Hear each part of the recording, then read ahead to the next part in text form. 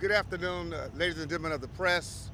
Thank you so very much for being here today at NRG Park. We're honored to have you today for this unfortunate occasion, but we're here because even in the midst of negative circumstances, positive things do happen, especially here in Harris County and in Houston. My name is James Dixon. I am humbled to serve as the chairman of the board of the Harris County Sports and Convention Corporation that oversees operations, as you know, here at NRG Park and Stadium. We are pleased to be here today to share the positive news that's happening in the midst of so many challenges.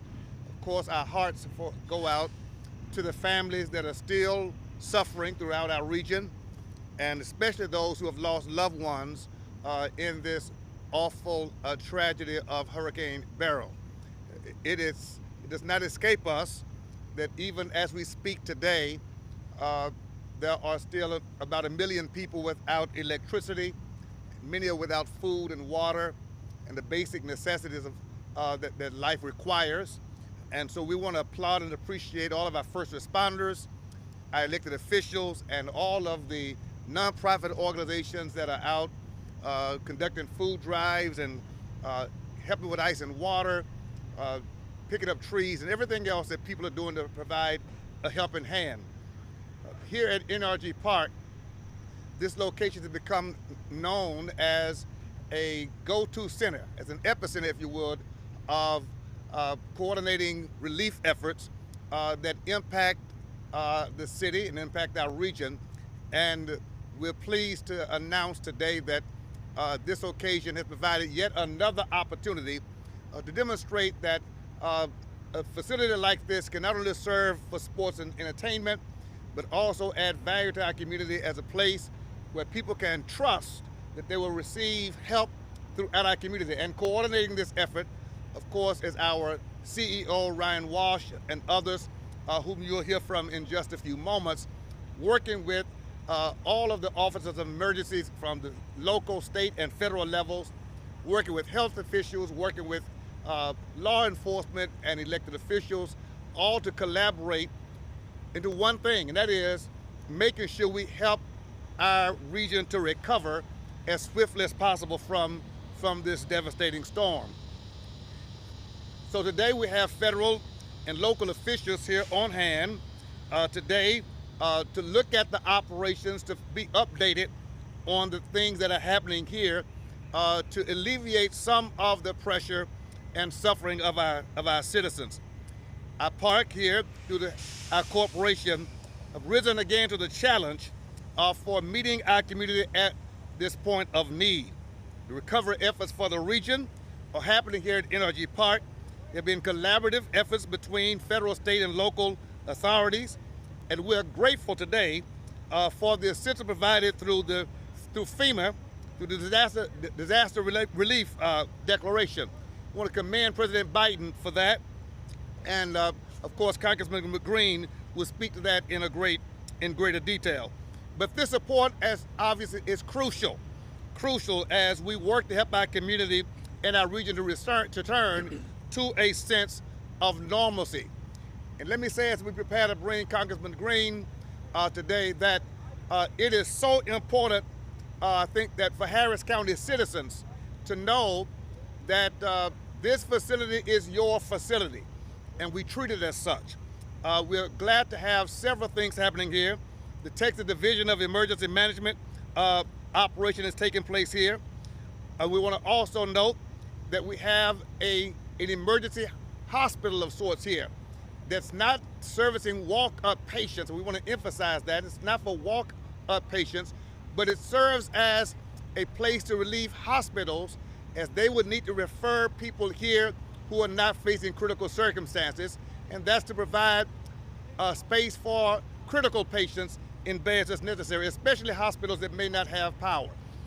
We're pleased to provide that service as well. The Texas Guard has a staging operation here at the same time, and the Emergency Task Force has a medical task force has an operation here as well. The American Red Cross is a part of this operation also. And so we're just pleased to have now a place where collaborative work is taking place to make sure that we do our very best to provide services to the region and to bring this region back to a state of normalcy as soon as possible. And I want to commend Ryan Walsh, our CEO, and our entire staff here at NRG Park with the Harris County Sports and Convention Corporation for making sure that we are that kind of hub for our community.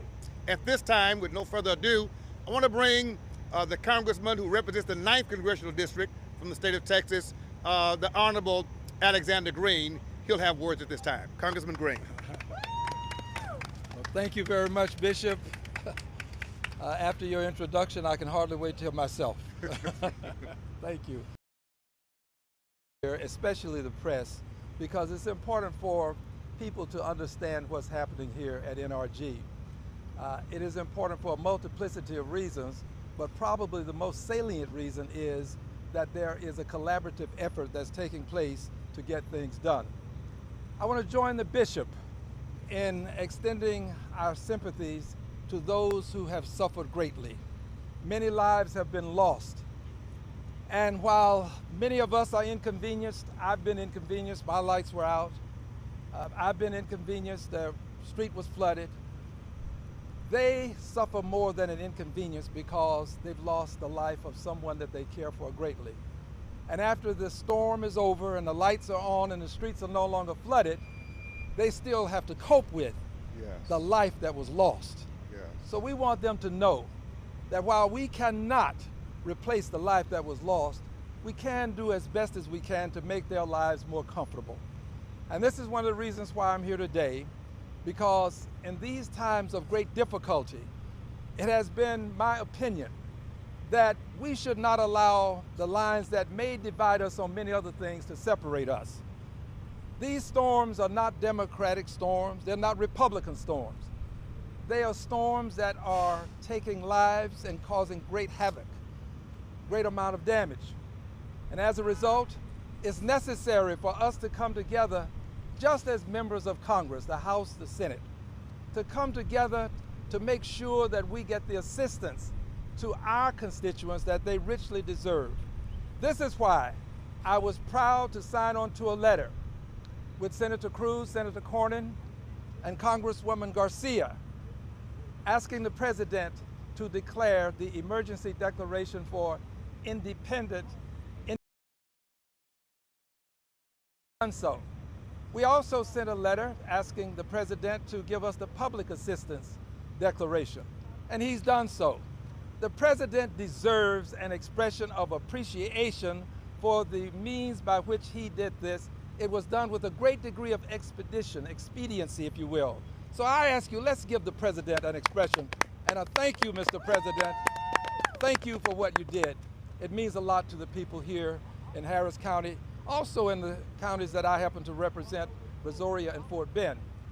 I also want to mention this. When you get the emergency declaration for individual assistance, it does, of course, cover things like rent and food, certain things that you are considered the necessities of life. But also it calls the Small Business Administration to come into play. And I want you to know that the number to get to the Small Business Administration, the SBA, is 1-800-659-2955. I'll repeat it, 1-800-659-2955. If your small business has suffered some damages, call, see if you can get some help. I would also ask that you can reach them online at lending.sba.gov, lending.sba.gov. And if you're an individual and you want to talk about disaster assistance for an individual, your number is 1-800-621-3362, 1-800-621-3362. And the email or online address is disasterassistance.gov. Our government has many functions, but one of the functions that we can never overlook is the need to come to the when we have these emergencies. We call them acts of God. No one can predict them totally.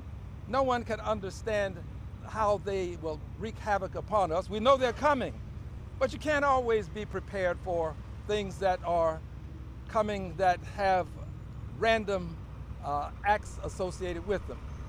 But we do want to make sure that afterwards we are here and for you. That's what the federal government ought to do. The federal government ought to be here for people after they've suffered these natural disasters, also known as acts of God. When I was in law school, that's how we gave them their title.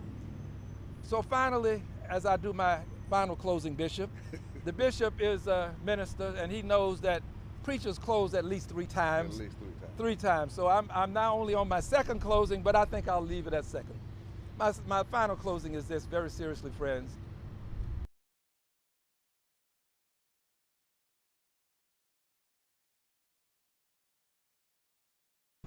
They have really done an outstanding job. In coming here, I managed to get lost, and I meandered into the area where they have all of these emergency vehicles, tractors and trailers. It's awesome just to see the amount of equipment that has been assembled here. It is really something to behold. And I want to compliment them for the outstanding job that they have done, because this is all about service. It's not about any one person. It's not about any one party. It's about American people coming together at a time of need to make sure that all are served well. Thank you, Bishop. I greatly appreciate you for what you're doing. Thank you, Congressman. Thank you. God bless. Thank you so Thank very you. much. Thank you. Thank you, Congressman. We appreciate your leadership and your support and your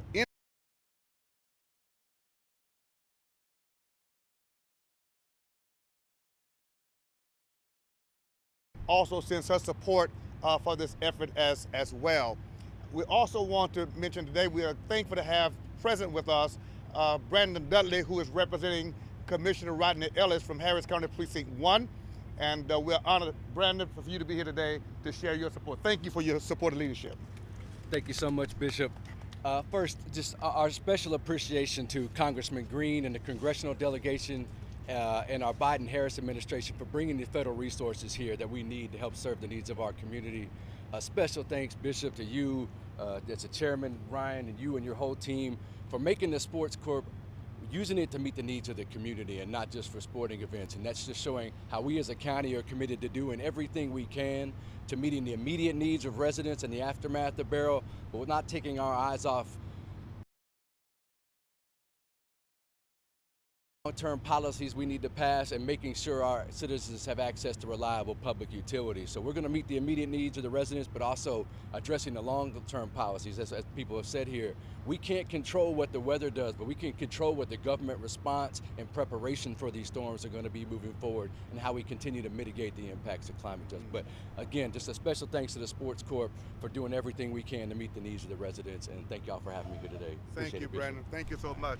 We appreciate your leadership and Commissioner Ellis's leadership as well, and that's a point well made. We do have to do better in going into the future. I do want to bring, without any further ado, the CEO of our Harris County Sports and Convention Corporation, Ryan Walsh. His team, his leadership is doing an amazing job, remarkable job. And I need to mention that this is not a first for NRG Park. If you go back to Katrina, you go back to Hurricane Harvey and Ike, each time there's a disaster in our community, this place has become known as a reliable and resourceful and reachable place for people to congregate, collaborate, and to connect to make sure that we contribute to the needs of our community. And that would not happen without the administrative leadership of individuals like Ryan Walsh. We're pleased. Ryan, give us a word about this from your perspective. Thank you so very much. Sure.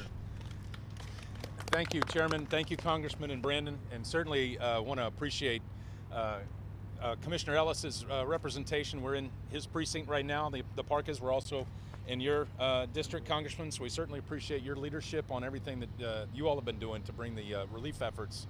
You know, as the chairman mentioned, much like everybody in the Gulf Coast region, we're no stranger to hurricanes and pandemics and natural disaster recovery. So we're fortunate to be able to have the 350 acres that we do, to be able to use that as a resource for the public. As we referenced earlier, we've got a myriad of state, local, city, county officials, as well as private and nonprofit organizations on campus here distributing supplies, relief efforts, organizing, as well as the field hospital that the state has set up. You know, in the midst of all of this, the stadium, as has been widely reported, suffered some damage, but our staff doesn't stop us. You know, we're organizing the relief efforts at the same time as we're assessing our own damage. It's the same as everybody else around the region is doing. So we're certainly grateful for the support of our federal, our state, our county, and our city leaders, as well as those private and nonprofit efforts, and certainly our staff. Our 350 acres, you know, we're here for the people. We're the people's stadium, the people's property. We want to be able to give back to the people, and that's what we're here to do, and quite frankly, we're honored to be so. So thank you all very much. Thank you. Thank you very much, Ryan. We'll have entertain any questions from the press at this time, but as you can see, this is a fully blown operation. It takes a lot of coordination and dexterity to make it happen, and we're pleased to serve as a catalyst for impact around for the region. Any questions, please? I know this is being used as an emergency hospital. Can you talk about how many hospitals are on generators and still don't have power, or how long this will be needed, and how many hospitals will be? I don't know that we have the number of hospitals that are in those dire circumstances, but we're just here to serve as they may need us, because there could be a plethora of things that contribute to the need.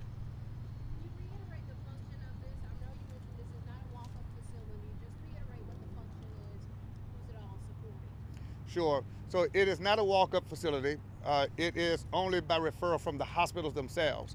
Some hospitals may still be suffering with power outages, which of course reduces their ability to serve people in the hospitals. And then they may need to bring people here who don't have critical needs in order to free up spaces for those who do. So those are the two main reasons, of course, that this facility would be necessary. So it's an ancillary what if by way we can provide those services here. Typically when it serves as a shelter, it's laid out in terms of cots. When we're talking about a hospital scenario, what's the layout looking like then? Well, Ryan, you want to give any more specifics to that? Because Sure. it's sort of not a cot, that's for sure. Sure, the state brings in resources that they can lay out. They set it up as close to, I mean, it's comparable to a shelter. I think it's a little bit better appointed.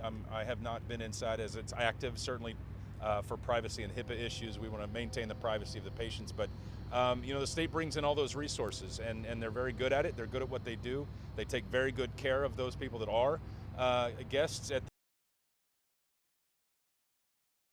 taken home. I think they're discharged. I'm not quite terribly sure about the state's process on that. They asked us to set up for a 250-bed maximum field hospital. I don't think they're all full. Any other questions? For Representative Green, to speak to, top of mind right now is energy and power.